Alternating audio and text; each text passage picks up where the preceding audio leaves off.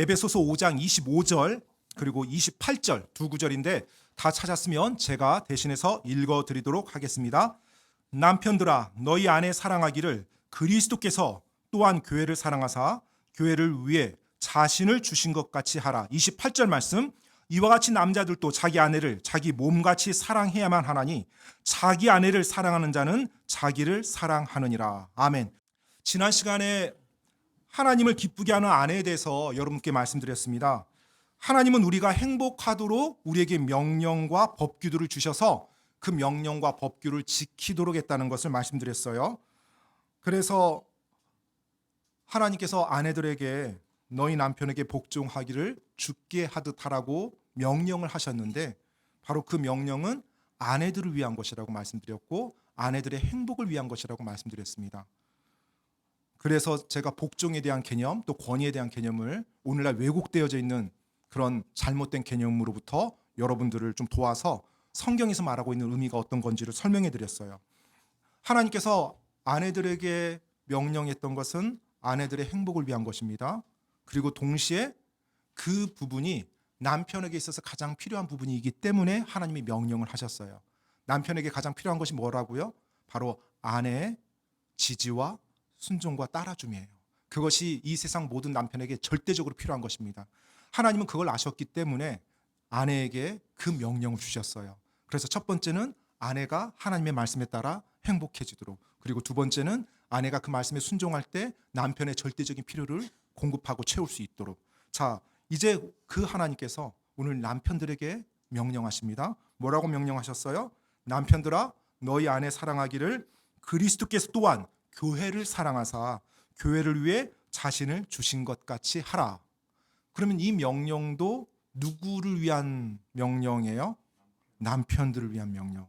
남편이 비참하게 되도록요, 아니면 행복하게 되도록요? 행복하게 되도록요. 맞습니다. 남편이 행복하게 되도록 하나님이 명령 주셨어요. 그리고 동시에 이 명령을 남편이 수행할 때 아내에게 가장 필요한 것이 채워져요. 그러면 아내에게 가장 필요한 건 뭘까요? 결혼관계 속에서 아내에게 가장 필요한 것, 바로 남편의 사랑이에요. 남편의 사랑인데 좀 더 구체적으로 설명하면 남편의 사랑 안에서 느끼는 안정감입니다. 이것이 아내들에게 가장 필요한 거예요. 남편의 사랑 안에서 느끼는 안정감. 남편이 나를 사랑해주고 나를 지켜주고 나를 보호해주고 나의 필요를 채워준다라는 그 믿음 안에서 가지는 확신이 나 아내에게 가장 필요한 거예요. 우리 남편들이 또 형제들이 반드시 기억해야 됩니다. 내가 누군가와 결혼했다라면 그것을 충족시켜줘야 돼요. 왜냐하면 그것이 내 아내에게 있어서 가장 필요한 부분이기 때문에요. 하나님은 남편들에게 예수님께서 교회를 사랑하신 것 같이 아내를 사랑하라고 명령하셨습니다. 자, 그러면 예수님께서 교회를 어떻게 사랑하셨어요? 어느 정도까지 사랑하셨어요? 죽기까지 사랑했어요. 그럼 남편 여러분, 여러분의 아내를 어떻게 사랑해야 된다는 거예요? 죽기까지. 말이 안 나오죠? 말이 안 나와요. 목사님, 제가 아내를 사랑하긴 하지만 그 정도까지는 아닙니다. 목사님, 제 아내가 저한테 어떻게 하는지 몰라서 하시는 말씀 같은데요. 제가 그럴 상황이 아니에요. 네. 예. 그렇게 말씀하시면 제가 충분히 이해됩니다. 또 그런 가정들도 제가 많이 봤기 때문에 이해되는데, 일단 여러분 기억하셔야 될 것이 있어요. 첫 번째, 이거 지금 목사인 제 말이 아닙니다. 하나님이 하신 말씀이에요. 남성과 여성을 창조하시고 결혼을 만들어주신 하나님이 하신 말씀이에요. 제 말이 아니에요. 남성과 여성을 창조하시고 결혼을 만들어주신 하나님이, 그 무엇보다 모든 걸 다 아시는 그 하나님이 우리를 위해서 해주신 말씀이라는 거. 그리고 두 번째, 아내가 남편에게 잘 해주는 경우에만 그렇게 사랑할지어다, 이렇게 말하지 않았어요. 그러니까 조건이 달리지 않은 명령이에요. 내가 누군가와 결혼의 언약을 통해서 남편과 아내가 되었으면 상대방이 어찌하든지 간에 하나님은 남편이 아내를 예수님이 교회를 사랑하듯 사랑할 것을 기대하신다는 거예요. 그러면 아내가 나에게 힘들게 하고 나에게 소위 말해서 바가지를 긋고 타박을 하고 무시해도 남편이 나는 어떻게 해야 돼요? 그 아내를 사랑해야 돼요. 죽기까지. 힘들죠. 그런데 여러분, 그거 한번 알아야 돼요. 예수님이 교회를 사랑하듯이 사랑하라고 했잖아요. 예수님이 여러분과 저를, 교회인 여러분과 저를 사랑하듯이 사랑하라고 했어요. 그럼 예수님이 여러분과 저를 사랑할 때 여러분과 저의 모습은 어떤 모습이었어요? 사랑스러운 모습이었나요? 아니죠. 하나님의 원수였어요. 여러분이 여러분의 와이프가 못마땅한 것보다 예수님이 우리를 못마땅할 것이 100배, 1000배 더 많아요. 그런데 그 예수님이 나를 사랑해 주셨어요. 그리고 나를 위해 죽어주시고 내 죄를 용서해 주셨어요. 그리고 이제 그 예수님이 남편들에게 명령하는 거예요. 내가 교회를 사랑한 것처럼 너희 아내를 그렇게 사랑하라고요. 그렇기 때문에 마녀 같은 아내와 살더라도 나는 그 아내를 사랑할 수 있고요. 사랑해야 돼요. 예수님이 내 안에 사신다면. 바로 그 예수님이 나에게 이미 그 사랑을 보여주셨고 나에게 그 사랑을 베풀어 주셨기 때문에요. 그래서 이 말씀 안에 이것은 현실과 거리가 먼 명령이다. 그거 아닙니다. 중요한 것은 내가 그 말씀에 순종하느냐, 그리고 내가 주님을 사랑하느냐가 중요한 것이지 이거 내 마음에 들어 안 들어, 나 할 수 있어 없어. 여러분은 못해요. 하지만 여러분 안에 계시는 주님은 그것을 여러분을 통해서 이루어 나가십니다. 중요한 것은 내가 그 주님 앞에 무릎 꿇고 그 말씀에 순종하며 나갈 것인지, 바로 이것이 가장 중요한 부분이에요. 하나님은 우리에게, 남편들에게 아주 정확하고 명료하게 명령했습니다. 무엇을요? 아내를 사랑하라고요. 아내를 사랑하되 예수님이 교회를 사랑한 것처럼 그렇게 사랑하라고 하고요. 그리고 또 28절에 보니까 아내를 자기 몸같이 사랑해야만 한다고 말씀하고 있어요. 자기 아내를 사랑하는 자는 자기를 사랑하는 것이라고요. 오늘 저는 아내를 사랑하는 것, 이것에 대해서 여러분들과 몇 가지 이야기를 나누려고 합니다. 그런데 베드로전서 3장 7절 말씀을 좀 이용해서 여러분들과 그 내용을 좀 나누려고 해요. 한 구절의 말씀인데 그 안에 많은 의미가 담겨져 있습니다.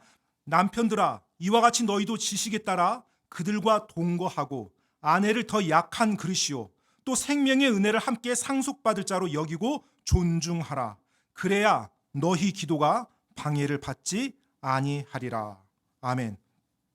자, 이 내용에 보면 하나님께서 남편들에게 아내를 어떻게 대하고 아내와 어떻게 살지에 대해서 말씀해 주고 있어요. 자, 첫 번째 보니까 너희도 지식에 따라 그들과 동거하라고 말씀하고 있어요. 무엇에 따라서요? 지식에 따라서. 그러면 내가 아내와 살기 위해서는 뭐가 필요하다는 거예요?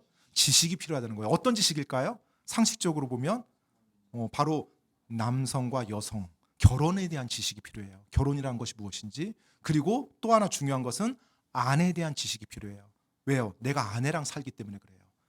내가 나와 함께 동거하는 이 아내가 어떤 사람인지, 그리고 여성으로서 어떤 특징이 있는지를 남편이 알아야 그 남편이 올바르게 결혼관계와 이 아내를 보호하고 아내를 사랑하며 살아갈 수가 있거든요. 나는 사랑한다고 하는데 아내는 사랑이라고 전혀 느끼지 않으면 그게 사랑이에요? 문제가 있는 거죠.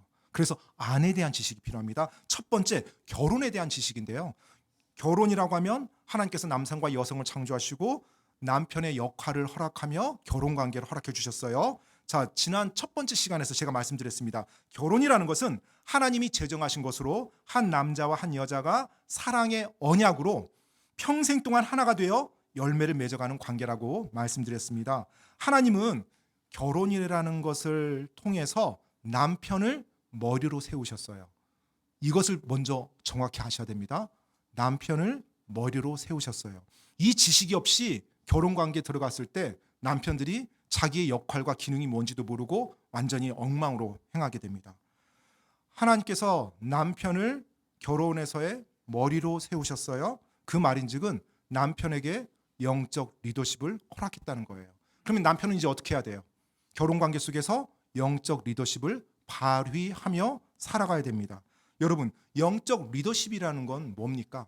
결혼관계 속에서, 가정 안에서 영적 리더십을 발휘한다는 것은 내가 먼저 솔선하고 내가 주도적으로 나서는 거예요. 그게 리더십입니다. 위에서 군림하는 게 아니에요. 내가 먼저 솔선하고 내가 먼저 주도적으로 나가는 거예요. 언제요? 문제가 생기고 필요가 생겼을 때. 결혼관계 속에서 문제가 생기고 필요가 생겼을 때 그것을 보고 먼저 솔선하고 먼저 주도적으로 나가서 해결하는 사람이 리더예요. 하나님은 남편에게 그 역할을 주었어요. 즉 가정 안에 어떤 문제가 일어났어요. 가정 안에 어떤 일이 생겼습니다. 그러면 그걸 보고 나서 남편이 아내 뒤로 숨어서는 절대 안 돼요. 내 아내는 강한 여자예요. 그래서 내버려둬도 잘 알아서 해결해요. 절대 그렇게 하지 마시기 바랍니다. 하나님은 그 리더십을 남편에게 줬어요. 남편이 힘들고 어렵더라도 그 일을 먼저 나가야 돼요. 왜요? 그게 리더기 때문에 그래요. 결혼해서 내가 원하는 거 얻어내고 내가 편하게 살고 내가 누리고 싶은 욕망 누리고 아니에요. 그렇다면 착각한 겁니다. 하나님은 남편들에게 리더십이라는 자리를 줬어요. 그 일을 위해서 내가 먼저 헌신하고 내가 먼저 수고하고 그 일에 달려드는 사람이 리더예요. 군림하는 게 아닙니다. 그리고 하나님께서 리더십을 허락했을 때 그 리더십은 섬기는 리더십이에요. 예수님께서 보여준 리더십이 바로 섬기는 리더십이죠. 즉 권위 아래에 있는 사람을 잘 인도하고 섬기도록 하나님이 그 리더십을 허락했다는 것입니다. 만약 내가 섬기고자 하는 마음이 없다라면 그것은 올바른 리더십이 아니에요. 하나님이 기대하는 영적 리더십이 아닙니다. 그렇기 때문에 리더십의 자리에 앉아있는 사람은 더 많이 수고하고 헌신해야 돼요. 남편이 그런 영적 리더십을 발휘할 때, 또 가정에서 어떤 문제가 일어날 때, 결혼관계 속에서 어떤 문제가 일어났을 때, 갈등이 일어났을 때 남편이 먼저 그 문제를 주도적으로 다가가서 해결하고 그 필요를 채우려고 할 때 아내는 뭘 느낄까요? 바로 거기에서 남편의 사랑을 느껴요. 그리고 그 사랑으로 인한 안정감을 느껴요. 하나님이 그렇게 만들어 주셨어요. 남편 여러분, 여러분 가정에서 어떤 필요와 그리고 어떤 문제 그리고 어떤 갈등이 생길 때 방관하지 마십시오. 여러분이 먼저 그 문제를 해결하려고 나가야 됩니다. 그게 남편이에요. 가끔 아내와의 관계 속에서 문제가 일어나죠. 그런데 아내가 말을 안 해요. 그리고 사과도 안 해. 내가 볼 때 아내가 잘못한 것 같은데. 그럴 때 남편들은 어떻게 하실 건가요? 같이 말 안 해요? 누가 이기나 보자. 며칠 가나 보자. 그건 리더가 아닙니다. 완전히 졸전부예요. 하나님이 가정의 리더로 남편을 세웠어요. 그런데 갈등이 계속 지속돼요. 그러면 아내가 잘못했냐 내가 잘못했냐 지금 그게 중요한 게 아니에요. 하나님은 리더에게 책임 물을 거예요. 너의 결혼관계 왜 이 모양이니? 너의 가정 왜 이 모양이니? 하나님은 리더에게 먼저 책임을 물어요. 그래서 리더가 먼저 가야 돼요. 그리고 아내에게 그 부분을 올바르게 해결해 줘야 돼요. 미안해요. 내가 심했어요. 내가 오해한 것 같아요. 내가 부족해서 이렇게 된 것 같아요. 여보 미안해요. 라고 말할 줄 아는 용기가 남자들에게 필요해요. 그게 리더십이에요. 그리고 그 관계를 다시 따뜻하게 만들어줘야 돼요. 하나님은 리더의 자리를 준 것이 그 희생과 그 헌신을 하라고 준 거예요. 여러분이 먼저 주도적으로 나가서 그걸 해결해 주는 남자가 하나님이 기대하시는 영적 리더십을 발휘하는 남자예요. 그래서 하나님이 머리의 위치를 준 겁니다. 그 문제를 해결하라고요. 자, 기억하십시오. 하나님께서는 영적 리더십을 남편들에게 줬습니다. 남편들은 그 영적 리더십이라는 위치를 진지하고 신중하게 받아들여서 그 역할을 해 나가셔야 돼요. 두 번째 지시겠다라는 부분은 아내를 알아야 됩니다. 아내를. 그래야 내가 내 아내를 사랑할 수 있어요. 남편들이 기억해야 될 거, 또 형제들이 기억해야 될 거, 결혼했을 때 아내는 엄마가 아니라는 겁니다. 알겠죠? 엄마는 아내와 같은 여성인 건 맞아요. 동일한 여성입니다. 하지만 엄마는 나를 보호해주고 나를 섬겨주고 내 권위 위에 있는 여인이에요. 그런데 아내는 어떤 여인이에요? 내가 보호해주고 내가 지켜줘야 되고 내가 섬겨줘야 하는 내 권위 안에 있는 여인이에요. 그런데 때때로 남편들이 결혼하고 자기 아내를 바라보면서 엄마 대하듯이 하려고 합니다. 그러면 문제가 반드시 일어납니다. 엄마 대하듯이. 엄마 대한다는 표현이 말이 뭐 이렇게 좋게 들리지만 사실 어떻게 대한다는 거예요? 이기적으로 대한다는 거예요. 자기중심적으로 대한다는 거예요. 나 이거 해줘. 나 저거 해줘. 나 싫어. 나 안 할래. 남편은 그렇게 하는 게 아니에요. 남편은 리더입니다. 그리고 아내를 보호하고 지켜주고 아내의 필요를 채워주는 책임이 주어진 사람이에요. 절대로 자기중심적으로 예전 결혼 전 엄마에게 했던 것처럼 그렇게 해서는 안 됩니다. 완전히 다른 새로운 관계예요. 그래서 아내를 내가 사랑해야 돼요. 아내를 올바르게 사랑하려니까 뭐가 필요해요? 아내에 대한 지식이 필요해요. 내 아내의 강점이 뭐고 약점이 뭐고 어떤 말을 할 때 굉장히 마음 아파하고 어떤 일을 할 때 굉장히 즐거워하고 이런 걸 내가 알아야 돼요. 왜? 내가 내 아내를 사랑해서 내 아내를 올바르게 인도하고 지켜주고 같이 지내야 되니까. 내 아내 건강이 어떤 게 약한지 또 어떤 부분이 강한지 그리고 내 아내 생체 리듬은 어떤지 때때로 어떤 한 달에 한 번씩 돌아오는 그 생체 리듬에 따라서 감정과 정서적인 것 때때로 육체적인 어떤 밸런스가 깨지는 경우가 많아요. 그러니까 남편들이 그걸 알아야 돼요. 우리 엄마는 아무렇지도 않던데 왜 당신은 그래? 이렇게 말하면 절대 안 돼요. 다 사람들이 다르기 때문에 그걸 알고 그때 더 신경 쓰고 더 배려해 줘야 돼요. 그게 지켜주고 보호해주고 사랑해주는 거예요. 그래서 아내의 그 부분을 보호해주고 지켜주고 사랑해 주려고 아내를 알아가야 되고요. 그 아내를 알기 위해서 아내와 시간을 보내야 돼요. 뭘 보내야 된다고요? 시간을 보내야 돼요. 시간을 보내고 같이 대화하고 친밀함을 쌓아나가야 돼요. 그러지 않으면 내 아내에 대해서 잘 알 수가 없어요. 아내의 속 깊은 이야기, 아내가 어떤 느낌을 가지고 있는지 이런 걸 남편이 시간이 지날수록 더 잘 알아야 돼요. 그래야 하나님이 허락한 그 남편의 역할을 내가 올바르게 잘 할 수 있고 그 지식에 따라서 하나님이 허락한 아내와 아름답게 내가 동거할 수가 있기 때문에 그렇습니다. 여러분 아내와 대화하는 시간 꼭 가지시기 바랍니다. 우리 형제님들 보통 형제들은 본성이 하나님이 만들어줄 때 일 중심이에요. 그리고 문제 해결 중심입니다. 그리고 아내들은 관계 중심이에요.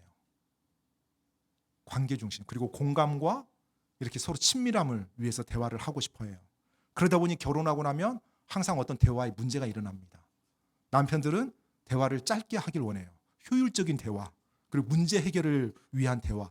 그런데 아내들은 뭘 원해요? 관계와 공감을 받기 위해서 대화를 꺼내요. 때때로 힘들었어요? 힘들어서 어떤 이야기를 꺼냈어요. 그럼 대부분 남편들은 그러니까 당신이 그 상황에서 이렇게 했었어야지 하고 딱 대화를 딱 끝냅니다. 그리고 혼자 굉장히 기분 좋아해요. 아, 내가 아내를 이렇게 도와줬구나. 솔루션을 제공해줬구나. 그런데 아내는 굉장히 기분 나빠합니다. 아내가 말한 것은 지금 솔루션 원하는 것이 아니었어요. 뭘 원했어요? 아, 힘들었겠구나. 아, 당신 정말로 어려운 시간 보냈구나. 아, 내가 옆에 있으니까 걱정하지 마. 사랑해. 이런 공감과 따뜻함을 원하는데 그러니까 당신이 왜 그 상황에서 그렇게 말을 해. 그러니까 이런 상황이 일어났잖아. 다음부터는 당신 조심해. 딱 하고 역시 나는 문제를 잘 해결해주는 남편이야. 그리고 나서 이제 남편은 대화를 잘했다고 생각하는데 아내는 대화를 안 해요. 그 다음부터. 왜 그런지도 몰라요. 남편들은. 그래서 아내분들도 때때로 남편들에게 좀 설명해 줘야 돼요. 둔해서 모르거든요. 그러니까 저도 마찬가지입니다. 저도 예외가 아니에요. 처음에 결혼하고 나서 아내가 왜 화를 내는지 왜 대화를 안 하는지 이해가 안 됐어요. 그런데 나중에 이제 아내가 하나씩 설명을 해주더라고요. 그것은 그런 게 아니라고. 아, 그런 거냐고. 그러니까 굉장히 이제 의식하면서 많이 노력을 했는데 여러분 아내와 시간을 보내야 돼요. 그리고 아내와 대화를 해야 됩니다. 그래야 내가 아내를 알아갈 수 있고 내가 아내를 알 때 비로소 아내를 올바르게 지켜주고 사랑하고 올바르게 섬길 수가 있어요. 여러분 아내가 어떤 마음 상태인지 어떨 때 염려하고 어떨 때 즐거워하는지 또 여성들만이 가지고 있는 생체 리듬에 따라서 아내는 어떤 특징을 가지고 있는지 이런 것들을 알기 위해서 아내와 시간을 보내십시오. 그래야 하나님이 말씀한 대로 내가 내 아내를 올바르게 사랑하고 함께 같이 지낼 수가 있습니다. 알겠죠? 바로 하나님은 남편들에게 지식에 따라 아내들과 동거하라고 명령하셨습니다. 자, 두 번째 하나님께서 베드로전서 3장 7절에 보니까 아내를 더 약한 그릇으로 여기라고 말씀하고 있어요. 어떻게 여기라고요? 아내를 더 약한 그릇. 지난 시간에도 말씀드렸지만 더 약한 그릇이라고 말할 때 그것이 열등하다는 의미가 아닙니다. 하나님이 다르게 창조했다는 거예요. 더 약한 그릇이 열등한 그릇이 아니라 기능과 역할이 특별해서 하나님이 그렇게 창조한 거지 열등한 존재가 절대 아닙니다. 동일하게 하나님 앞에서 가치와 중요성을 가지고 있어요. 목사님, 제 와이프는 운동부 출신인데요. 저보다 더 힘이 세요. 여하튼 뭐 남편보다 힘이 센 아내가 있을 수 있겠죠. 하지만 하나님이 약한 그릇으로 만드셨어요. 그러니까 남편이 더 약한 그릇으로 여기고 항상 귀하게 그리고 보호해 줘야 돼요.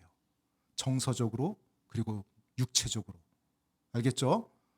힘과 어떤 외적으로 나타나는 어떤 키나 어떤 체격 이것으로 말하는 것이 아니에요. 아내의 속성이 더 약한 그릇이에요. 그리고 남편은 아내보다 하나님이 강하게 만들어 주셨어요. 왜요? 그렇게 써야 되니까. 그렇게 써야 돼서 강하게 만들었어요. 제가 지난번에 여러분께 말씀드렸죠. 바로 스테인리스 컵과 도자기 컵. 둘 다 비싼 거예요. 둘 다 동일한 가치를 가지고 있어요. 하지만 그 기능이 달라요. 그래서 다른 곳에 써요. 스테인리스 컵은 아주 강한 내성을 가지고 있고 어떤 열과 어떠한 것에도 버틸 수 있게 해놨어요. 도자기는 그러지 않아요. 도자기는 아주 귀하게 써야 돼요. 품격 있는데. 그 기능이 다른 겁니다. 가정에 남편과 아내가 함께 살 때 하나님이 그런 역할을 하라고 남편에게 허락했어요. 가정에서 어떤 일이 생겼습니다. 그러면 그 일을 그 필요를 채우는데 남편이 달려들어야 돼요. 어떤 문제가 일어났어요. 아내가 그 문제를 해결해 나가야 되는 상황인데 떨어져야 돼요. 그러면 아내는 깨질 거예요. 근데 남편은 스탠이에요. 떨어져야 되면 남편이 먼저 떨어져야 돼요. 그래서 남편이 그 문제 해결해야 돼요. 아내가 떨어지면 어떻게 돼요? 이건 안 떨어뜨리겠습니다. 아내는 귀하니까 다 해서 여기서 딱 놓고요. 네. 아내는 깨져요. 남편이 해야 돼요. 그러면 아픈데요? 아파도 괜찮아요. 기스나는데요? 기스나도 괜찮아요. 하나님이 그렇게 하라고 말씀해 주셨고 그렇게 창조해 주셨어요. 그래서 남편이 그것을 먼저 아내보다 앞서서 희생하고 헌신해야 돼요. 그게 남편이에요. 그리고 그 일을 하라고 하나님이 머리를 주셨어요. 형제님 입에서 아멘이라고 나와야 되는데 자매님 입에서 지금 아멘이라고 나옵니다. 네. 바로 네, 아멘. 네, 감사합니다. 용기 있는 형제님 감사합니다. 아멘. 하나님께서 남편에게 그 역할을 주셨어요. 그래서 결혼해서 내가 결혼해서 결혼의 언약 가운데 남편이 되었다라면 내가 아내를 위해서 수고하고 희생할수록 하나님이 기뻐하신다고 여러분 생각하시면 아주 쉽습니다. 그런데 내가 아내를 부리고 내 편의와 내 욕망을 추구한다. 그러면 지금 나는 하나님이 기대하시는 남편과 전혀 다른 모습으로 가고 있는 거예요. 아내를 하나님은 남편들이 더 연약한 그릇으로 여길 것을 기대하고 있어요. 그리고 그렇게 기대하면서 하나님이 명령을 주신 겁니다. 따라서 남편들은 아내를 더 연약한 그릇으로 보호해야 돼요. 가정에서 힘든 일이 있다. 그러면 남편이 먼저 가세요.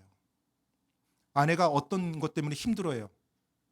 그러면 내 아내는 힘세니까 저거 알아서 다 해. 그리고 가만히 소파에 앉아있지 마십시오. 여보 뭐가 필요해요? 내가 도와줄게요. 비켜보세요. 내가 들을게요. 그렇게 보여주셔야 돼요. 물론 아내가 그걸 할 수 있는 힘은 있을 수 있어요. 하지만 남편이 그 역할을 해야 되기 때문에 그것이 필요해요. 그리고 남편이 그 역할을 해줄 때 정말로 훌륭한 자녀 교육이에요. 가정에 있는 자녀들이 그 아빠의 모습을 보고 결혼이 어떤 거구나. 그리고 남편이 어떤 역할이구나. 나도 나중에 자라면 저런 결혼 생활 해야지. 바로 그 교육이에요. 엄청난 복입니다. 때때로 자녀만 오냐 오냐 하고 자녀만 집중하는 것이 자녀 교육이 아니에요. 남편 여러분, 아내를 올바르게 사랑해 주십시오. 그것이 여러분 자녀에게 줄 수 있는 최고의 또 유산이 될 겁니다. 아내를 더 약한 그릇으로 여기는 것 반드시 필요하고요. 그리고 베드로전서 3장 7절에 보니까 그 다음에 또 어떤 말이 나와 있어요? 생명의 은혜를 함께 상속받을 자로 여기고 존중하라 이렇게 나와 있어요. 생명의 은혜를 함께 상속받을 자로 여기고 존중하라. 여러분 참고로 이 베드로 서신이 기록될 당시 이스라엘은 로마 제국 치하에 있었습니다. 그리고 로마 문화권이었어요. 그리스 문화권. 자, 지난번에도 제가 한번 말씀드렸지만 로마 제국 당시에 결혼한 여성들은 여성으로서 올바른 대접을 받지 못했어요. 굉장히 타락하고 악한 문화였어요. 그래서 여성들은 소유물처럼 여겨지기도 했어요. 그런 문화 속에서 하나님이 지금 어떻게 말해주고 있어요? 그리스도인 남편들에게 생명의 은혜를 함께 상속받을 자로 여기고 존중하래요. 즉, 내 아내가 어떤 사람이라는 거예요? 내 아내도 생명의 은혜를 함께 상속받을 자예요. 영원히 구원받았다면 영원히 천국에서 성도로 함께 살아갈 그 믿는 자라는 거예요. 성도라는 거예요. 내 소유물이 아니라, 내 권위 아래에서 내 마음대로 할 수 있는 존재가 아니라 같이 하나님이 귀하게 여기는 성도라는 겁니다. 그 동일한 가치로, 그리고 그 소중한 존재로 내가 내 아내를 대해야 돼요. 내가 그런 존재로 내 아내를 대할 때 내 아내는 남편인 나를 통해서 안정감을 느껴요. 그리고 그 안정감이 아내에게 있어서 가장 필요한 것이거든요. 여러분 아내가, 기억하십시오. 특히 크리스찬 가정들은요, 여러분과 영원히 천국에서 살 성도입니다. 그리고 이 땅 사는 동안에 여러분의 아내로 여러분을 돕는 자로 살고 있어요. 그래서 그 아내를 귀하게 여기고 정말로 소중하게 여기고 가치 있게 여기는 것, 이것이 올바른 남편의 모습입니다. 베드로전서 3장 7절에 보니까 그렇게 할 때 어떤 일이 일어난대요? 너희 기도가 방해를 받지 아니하리라. 여러분, 기도가 언제 방해를 받습니까? 내가 어떤 상태에 있을 때? 죄 가운데 있을 때 방해받습니다. 그러면 내가 이렇게 하지 않으면 죄라는 거죠. 이해되십니까? 그렇게 하는 남편이 어디 있어요? 그거 너무 무리한 거죠. 근데 그렇게 하지 않으면 죄라는 거예요. 구원받은 크리스찬 형제님들, 왜요? 하나님 말씀 내가 지금 어기고 있거든요. 왜요? 남편으로서 하나님이 기대하는 모습이 아니라 내 이기적인 욕망 가운데 살아가고 있다는 거거든요. 물론 내가 나쁜 짓은 안 할 수 있어요, 겉으로. 하지만 내 안에는 철저하게 내 중심의 이기적인 욕망으로 똘똘 뭉쳐서 살아가고 있거든요. 그러니까 아내를 올바르게 대해줄 수 없는 거예요. 나 중심적으로 항상 아내를 이용하고, 아내를 내가 부리고, 아내에게 내가 원하는 것만 얻어내려고 하고, 아내를 고생시키더라도 나는 편하고 싶고. 죄죠. 죄 가운데 거하는데 어떻게 내 기도가 하나님 앞에 자연스럽게 나갑니까? 그래서 하나님께서 경고해 준 겁니다. 아내를 무시하거나 학대하고 존중하지 않는다라면 그것은 죄고, 그 죄 가운데 있으면서 기도가 올바르게 될 수 없다라는 거. 여러분의 남편으로서의 삶은 어떠신지요?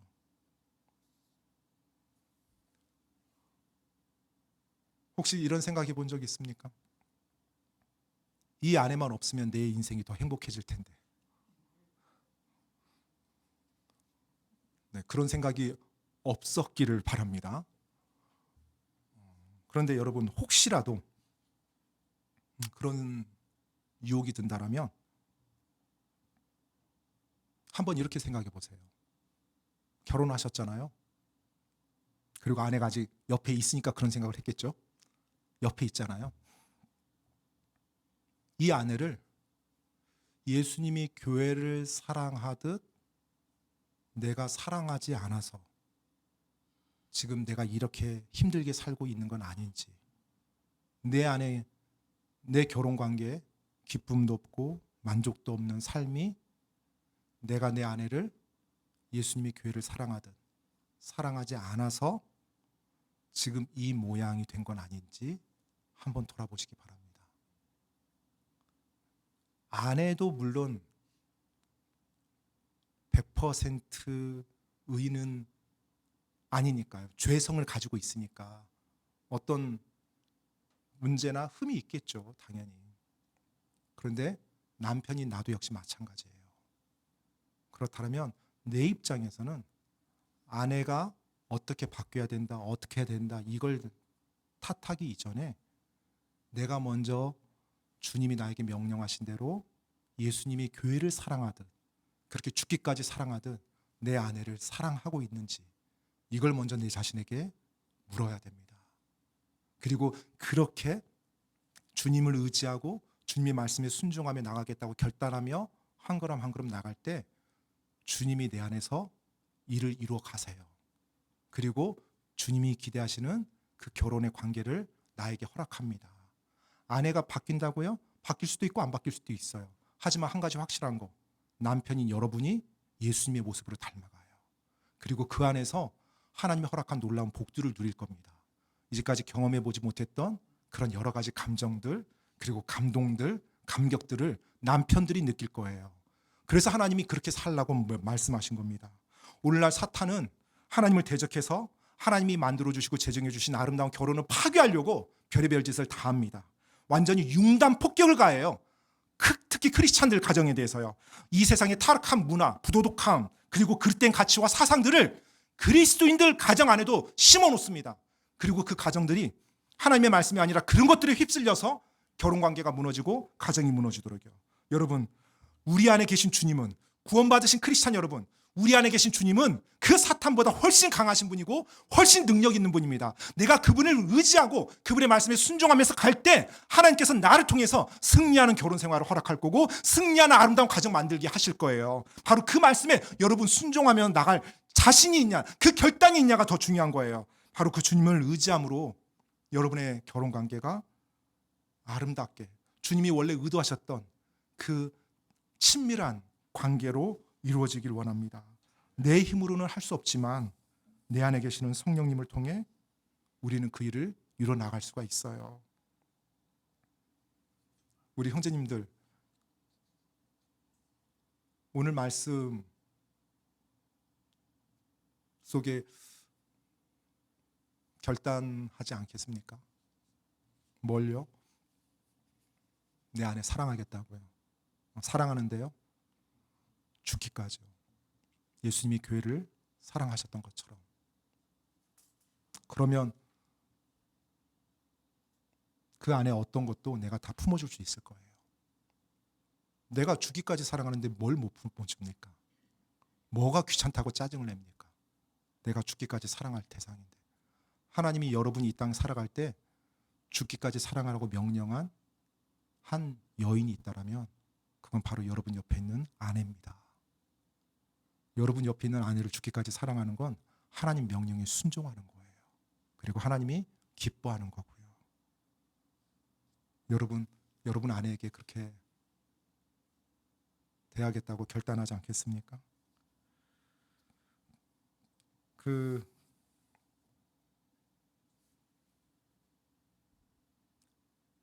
언젠가는 우리 모두 다 이 땅을 떠나겠죠.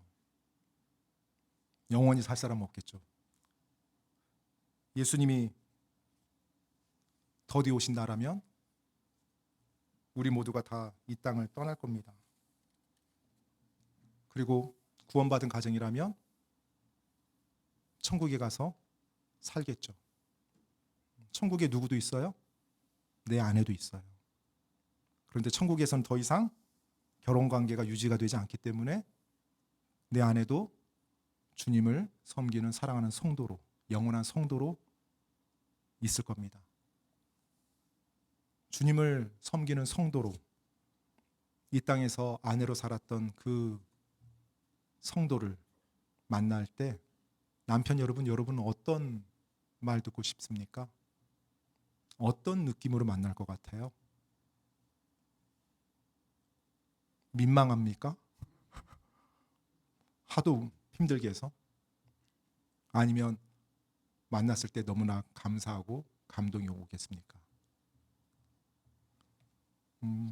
저는 이 땅을 떠날 때 천국에서 제 아내를 만나겠죠. 성도로. 더 이상 남편과 아내의 관계가 아니라 주님 안의 성도로. 그럴 때 그런 말을 들으면 좋을 것 같아요.